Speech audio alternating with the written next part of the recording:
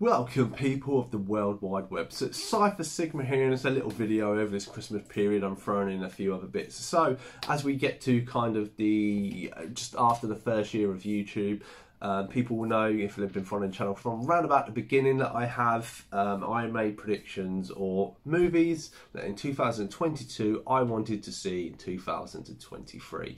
I only had 8 because, as people will know, same like this time of year, there's not that many films released. There are a lot more that will sneak in and out and you don't know, so I tried to choose the best that I thought would appeal to me, and most of them have a trailer or kind of rumoured about them. So I had 8 movies, and I'll throw each one up here and stuff like this. So going off this video, the first movie that I had for 2023 that I wanted to see was Gremlins 3.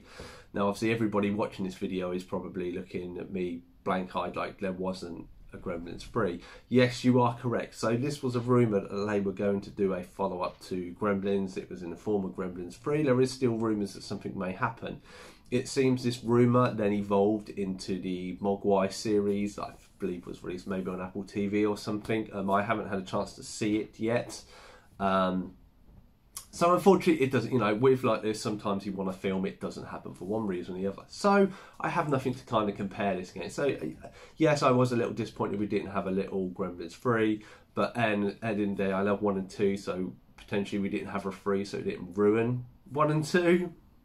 There we are. So then we go to number 7 that was on my list. So these are in the order that I put them out on the video, and this was Cocaine Bear. So I saw the trailer at the end of last year. Loved the look of this. Looked funny, looked amazing, and I've watched it. I reviewed it. If you haven't seen that review, spoiler, I gave it 5 out of 10.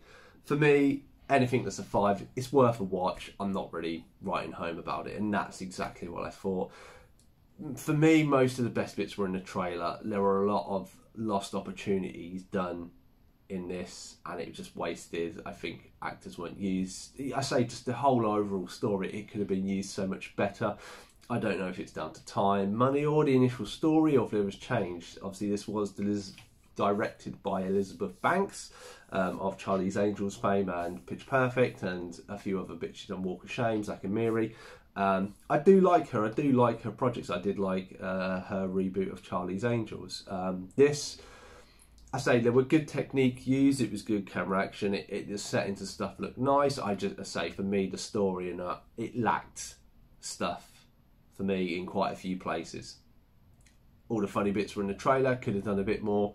It just isn't. You know, there were plot points. The fact this bear goes on a killing spree because it's high on cocaine, but then manages to pick this little kid up and take her back to home. You know, stuff like inconsistencies just didn't fit. It was a bit of a shame because it was Ray Liotta as well, his last movie. I don't think it was his best movie in all fairness, by a long way, but it is what it is. Anyway, so that is Cocaine Bear. So number 6. So number 6 on it was the Teenage Mutant Ninja Turtles Mutant Mayhem. So this was the Seth Rogen live digital animation movie. I had a lot of reservations for this. I'm a big Teenage Mutant Ninja Turtle fan. As if I go around there, you can see a lot of figures are down there.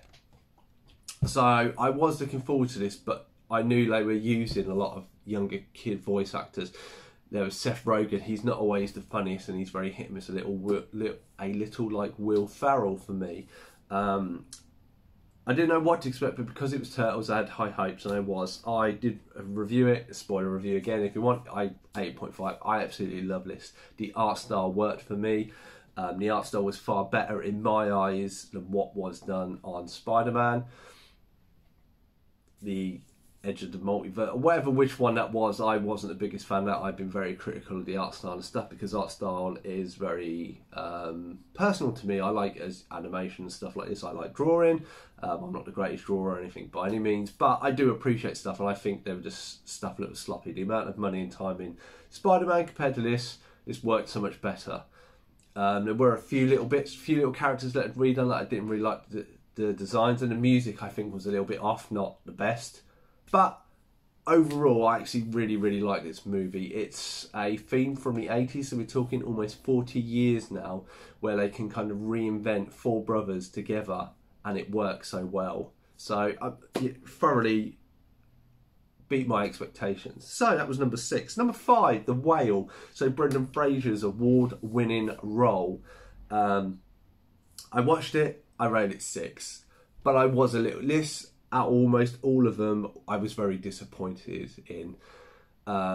I thought he acted it well, but there was a lot of not subcategories. There are a lot of themes in this that I could not necessarily relate to, specifically the church and obesity and the American lifestyle and that.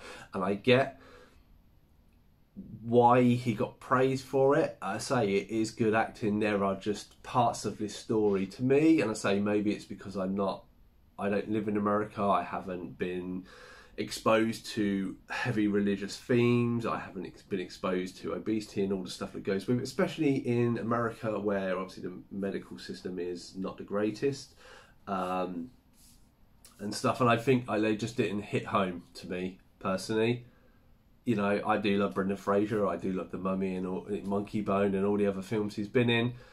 But say 6, it was more than worth a watch. I did appreciate it, but I just feel it didn't hit the high expectation I was expecting because of all the awards and stuff it was already gathering at the end of last year. So anyway, that is The Whale. So number 4, we go to another digital movie. This is the Super Mario Brothers. So I was on the fence for this. I was looking forward to it because I like the Sonic ones and that, but wasn't expecting a lot. Do like Chris Pratt. Absolutely 7.5, really, really good. I was surprised the little subtle undertones, what they did with it. It's a fun little movie. I have watched it a second time. I must admit, the second time, once the novelty wears off, I would probably bring it down to a 7. So my rule is normally I will watch a film, I will like it, then I will watch it the best part of a year later to kind of see how longevity and the novelty wears off and how much it is. And yes, this does drop down a little bit. There is still a lot of stuff that you miss. I do love the voice acting, I do love the animation. I thought it worked all really, really well, and it was a fun family movie. So yes, did really like that. Then we have number 3, get into the CG stuff. So this is Transformers Rise of the Beasts. Now this is one of my very popular ones I was looking forward to because I'm a big Transformers fan, especially Beast Wars. So I grew up watching the TV series, the 84 to 87, 88 TV series. I loved the film. I only got to see it when I was a teenager for whatever reason. But Beast Wars was kind of my growing of age series that I really, really liked. You know, the kind of reboot-esque CG that was using it. I absolutely adored it, and I looked so forward to this. Now, I liked the characters. I liked the design. I liked how it started. But for a film that is called Rise of the Beasts, we barely got any beasts outside of what you see on the trailer, except for a few bits. Now, I've said that maybe because this is the start of a new trilogy that we will see more of them, but I wish this had been more beast-orientated and Optimus and Bumblebee had a smaller role. I didn't like what they did with B because it was a bit predictable. Loved the bad guys in it. As you'll see, I've started picking up quite a few of the figures from this.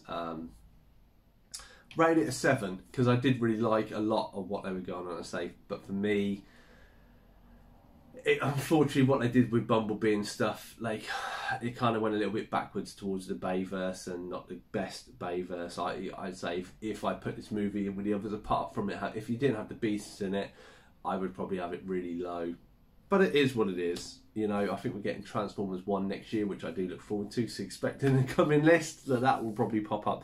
So then we have number 2. So number 2, when I made this list, was going to be Dune Part 2. Absolutely loved Part 1.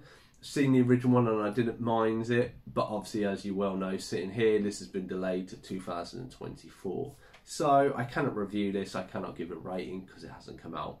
I hope it still does come out. The delay doesn't affect it, that it actually still makes it as good of a film. I did think it needed to be given enough time to make the best product that they could do, like they did with the first one. Then we go for my number 1. So my number 1, what I was looking forward to, it was space, it was dinosaurs, it was 65. I did rate this movie 7.5, so it did have it the same as the Mario Brothers. I haven't rewatched it, so I can't comment if that level has changed, but I actually thoroughly enjoyed it. For me, it was Adam Driver basically coming into his own, showing that how good of an actor after the kind of annoying teenage persona he gave off in Star Wars. This kind of stuck him out on a pedestal that worked really well. Him as a father and the young girl as the daughter.